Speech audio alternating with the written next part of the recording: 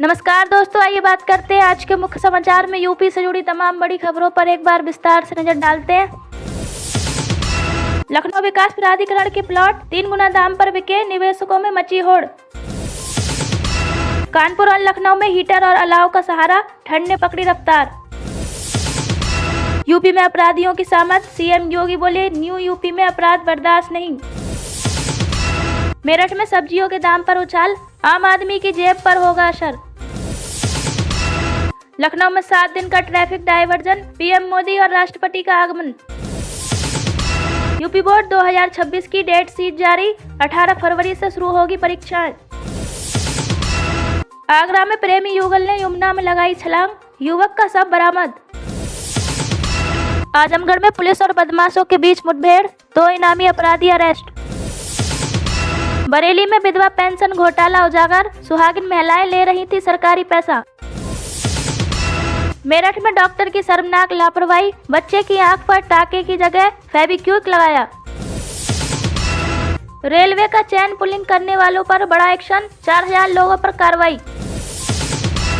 Prayagraj STF को मिली बड़ी सफलता, 50,000 का इनामी गिरफ्तार।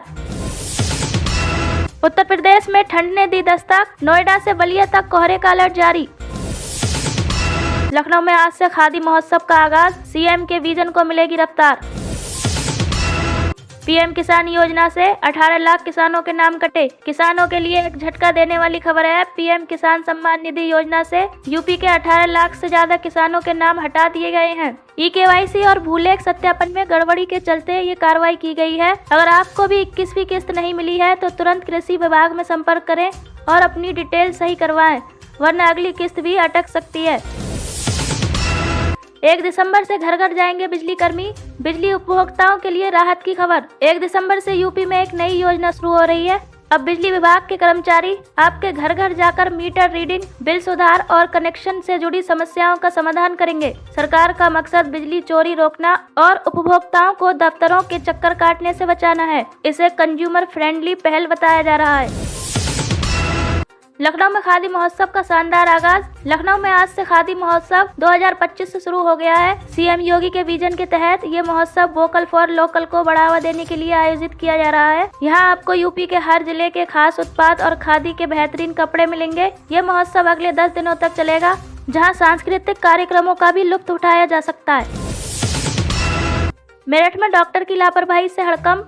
मेरठ में एक हैरान करने वाला मामला सामने आया। एक डॉक्टर ने बच्चे के चेहरे पर लगी चोट पर टाँके लगाने की बजाय उसे गोंद, फेविक्विक जैसे पदार्थ से चिपका दिया। इस लापरवाही से बच्चे की आंख को खतरा हो सकता था। परिजनों के हंगामे के बाद स्वास्थ्य विभाग ने जांच बैठा दी है और दोषी डॉक्टर पर सख्त कार्रवाई की तैयारी है। वृंदावन बांके बिहारी मंदिर में दर्शन की नई व्यवस्था। मथुरा के प्रसिद्ध बांके बिहारी मंदिर में अब श्रद्धालुओं को लंबी लाइन में खड़े होने की जरूरत नहीं पड़ेगी। मंदिर प्रशासन ने एक नई व्यवस्था शुरू की है, जिसमें बाहर लगी विशाल स्क्रीन पर लाइव दर्शन किए जा सकेंगे। इसके साथ ही भक्तों को मोहन भोग प्रसाद भी वितरित किया जाएगा। ये कदम भीड़ को नियंत्रित करने और दर्शन को सुगम बनाने के लिए उठाया गया है।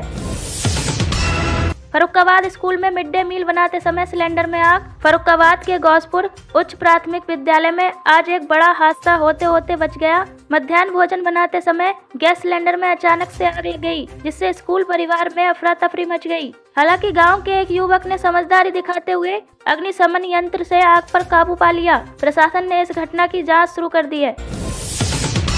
बरेली में दिशा पटानी के पिता को मिला हथियार लाइसेंस। बरेली में दिशा पटानी के पिता को मिला हथियार लाइसेंस। बॉलीवुड अभिनेत्री दिशा पटानी के पिता को बरेली प्रशासन ने हथियार का लाइसेंस जारी कर दिया है।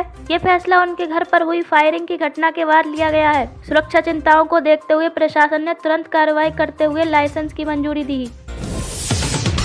शनिवार को सीएम योगी का प्रयागराज दौरा, माघ मेला की समीक्षा। मुख्यमंत्री योगी आदित्यनाथ शनिवार को प्रयागराज का दौरा करेंगे।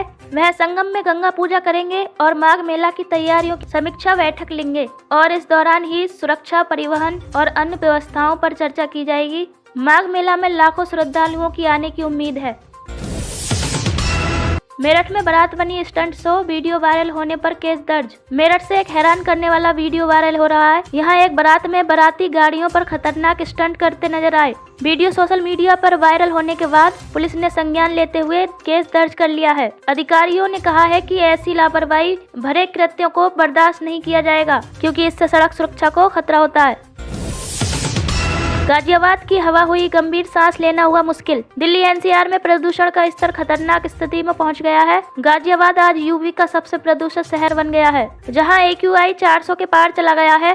ग्रेड 3 लागू होने के बावजूद भी साहिबाबाद डेपो में निर्माण कार्य जारी रहने की खबरें हैं। नोएडा के सेक्टर 125 और ग्रेटर नोएडा में भी हवा गंभीर श्रेणी में दर्ज की गई है। अगर आप बाहर निकल रहे हैं तो मास्क जरूर पहने। गोरखपुर में फैक्ट्री में लगी भीषण आग। गोरखपुर के गीडा इंडस्ट्रियल एरिया से बड़ी खबर है। यहाँ रोंगटा इंडस्ट्रीज में भीषण आग लग गई है, जिससे इलाके में अफरा तफरी मच गई। आग इतनी भयानक थी कि उसे बुझाने में दमकल विभाग को कड़ी मशक्कत करनी पड़ी। धुआं का गुब्बारा दूर से ही देखा जा सकता था। राहत की बात यह है कि अभी तक किसी के हताहत होने की खबर नहीं है। गाजियाबाद में कफ सिरप तस्करी मामले में इंस्पेक्टर गिरफ्तार। गाजियाबाद पुलिस ने अपने ही विभाग के एक इंस्पेक्टर को रिश्वत लेते हुए गिरफ्तार किया। यह मामला 3.5 करोड़ रुपए की अवैध कफ सिरप तस्करी से जुड़ा है। आरोप है कि क्राइम ब्रांच के इंस्पेक्टर ने एक आरोपी को जमानत दिलाने पर 4 लाख रुपए की रिश्वत ली थी। पुलिस की इस कार्रवाई ने महकमे में हड़कंप मचा दिया है। गाजियाबाद में तुलसी निकेतन योजना का कायाकल्प। गाजियाबाद के निवासियों के लिए अच्छी खबर है। GDA ने तुलसी निकेतन आवासीय योजना को नए सिरे से विकसित करने का फैसला लिया है। जर्जर हो चुके मकानों की जगह अब नए और आधुनिक प्लॉट बनाए जाएंगे। इससे हजारों परिवार को सुरक्षित और बेहतर घर मिल सकेंगे। इस योजना पर काम जल्द शुरू होने की उम्मीद है। किसानों को हुई बड़ी राहत, अब आसानी से मिलेगी सम्मान निधि। योगी सरकार ने प्रदेश के लाखों किसानों को बड़ी सौगात दी है। अब किसान सम्मान निधि पाने में आ रही सबसे बड़ी बाधा दूर हो गई है। राजस्व परिषद ने खतौनी में नाम सुधार की प्रक्रिया को आसान बना दिया है। अब किसान अपने आधार कार्ड के मुताबिक खतौनी में अपना नाम सही करवा सकेंगे, जिससे रुकी सम्मान निधि सीधी उनके खाते में आ सकेगी। छात्रवृत्ति आवेदन की तारीख बढ़ी, लाखों छात्रों को राहत। यूपी में छात्रवृत्ति और फीस वापसी से वंचित रह गए छात्रों के लिए बड़ी खुशखबरी है। समाज कल्याण विभाग ने आवेदन की तारीख बढ़ा दी है। अब छात्र 26 नवंबर तक ऑनलाइन आवेदन कर सकेंगे। ये फैसला उन लाखों छात्रों के लिए राहत लेकर आया है जो DLED, होम्योपैथिक और आयुर्वेदिक जैसी कोर्सेज में तकनीकी दिक्कतों के चलते फॉर्म नहीं भर पाए थे। अब 29 नवंबर तक हार्ड कॉपी जमा की जा सकेगी। अब यूपी बना देश का तीसरा सबसे बड़ा सौर ऊर्जा उत्पादक। योगी सरकार की सूर्य क्रांति ने कमाल कर दिया है। उत्तर प्रदेश अब सौर ऊर्जा उत्पादन में देश का तीसरा सबसे बड़ा राज्य बन गया है। सरकार की नई नीतियों से न केवल बिजली उत्पादन बढ़ा है, बल्कि रोजगार के नए अवसर भी खुले हैं। लखनऊ सहित कई शहरों को सोलर सिटी के रूप में विकसित किया जा रहा है, जिससे प्रदेश में हरित ऊर्जा को बढ़ावा मिल रहा है। यूपी आंगनबाड़ी में 16,000 से ज्यादा पदों पर भर्ती। रोजगार की तलाश कर रही महिलाओं के लिए सुनहरा मौका। यूपी सरकार ने आंगनबाड़ी में हेल्पर के पदों पर बम्पर भर्ती निकाली है। कुल 16,000 से अधिक पदों के लिए ऑनलाइन आवेदन शुरू हो गए हैं। इच्छुक उम्मीदवार जिलेवार वैकेंसी लिस्ट चेक करके आधिकारिक वेबसाइट पर जाकर अप्लाई कर सकते हैं। ये भर्ती मेरिट के आधार पर होंगी, जिससे गाँव-गाँव में रोजगार पहुँचेगा। यूपी में 24 की जगह 25 को रहेगी छुट्टी। अगर आप 24 नवंबर को छुट्टी का प्लान बना रहे थे तो ध्यान दें, योगी सरकार ने स्कूल, कॉलेजों और सरकारी दफ्तरों की छुट्टी की तारीख में बदलाव किया है। अब 24 नवंबर की बजाय 25 नवंबर को गुरु तेग बहादुर शहीदी दिवस का अवकाश रहेगा।